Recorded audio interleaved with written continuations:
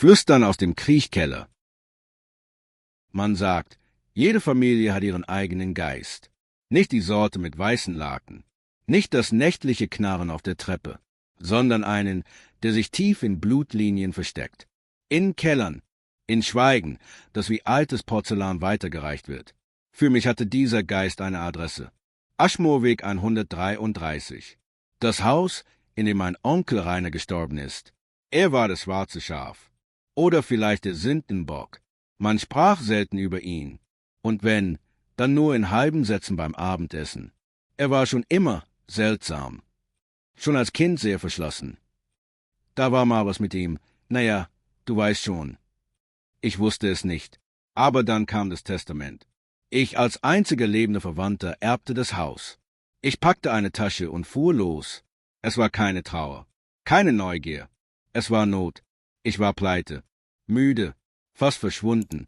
Ein kostenloses Haus, selbst wenn es nach Schimmel roch, klang wie Rettung. Als ich ankam, schneite es. Dichter Schnee, schwer, lautlos, so still, dass man die eigenen Schritte nicht mehr hörte. Das Haus stand da und wartete. Weiße Farbe blätterte von den morschen Wänden. Die Verandenschaukel bewegte sich ohne Wind. Und die Fenster, schwarz, wachsam, wie Augen. Ich öffnete die Haustür. Sie klemmte kurz. Dann öffnete sie sich mit einem Seufzer. Nicht knarzend, seufzend, als hätte sie den Atem angehalten. Drinnen, Staub, Dunkelheit, Kälte, nicht die von draußen. Etwas Tieferes, etwas, das Licht hasst. Ich trat ein, schloss die Tür. Dann hörte ich es, ein leises Klicken aus dem Flur. Am Boden, ganz hinten im Gang. Eine Holzplatte, der Zugang zum Kriechkeller. Verschraubt mit rostigen Bolzen. Markiert mit seltsamen Zeichen. Eingeritzt, fremd. Ich schlief in der Nacht im Gästezimmer. Packte nicht aus. Wickelte mich in eine alte Decke, die nach Zedernholz roch. Und nach etwas anderem. Feuchte Erde, vielleicht. Etwas von unten. Um 3:09 wachte ich auf. Flüstern. Nicht draußen, nicht in meinem Kopf, in den Wänden. Erst nur Atemlaute, wie Wind, der versucht zu sprechen. Dann wurde es klarer. Lukas. Mein Name. Sanft, feucht, nah. Ich erstarrte. Du bist jetzt zu Hause. Ich setzte mich auf. Das Zimmer war dunkel, aber nicht leer. In einer Ecke zu viel Schatten. Zu dicht. Ich starrte, und für einen Moment starrte etwas zurück. Ich schlief nicht mehr. Am Morgen ging ich zum Kriechkeller. Die Schrauben verschwunden. Die Klappe leicht geöffnet. Dahinter pechschwarze Tiefe. Und etwas bewegte sich. Langsam, schleichend, wie etwas, das lange gewartet hatte. Auf eine Stimme. Ich schlug sie zu, nagelte sie zu. Mit Messern, Gabeln, einem Schraubenzieher. Ich sagte mir, es seien Ratten. Ich sagte mir vieles. Aber das Haus hörte nicht zu. Es glaubte nicht an meine Erklärungen.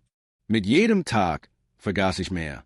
Ich schaute nicht mehr aufs Handy, zog keine Vorhänge auf, aß kaum. Ich sprach mit den Wänden, und sie antworteten, erst flüsternd, dann in Träumen, oder dem, was ich für Träume hielt.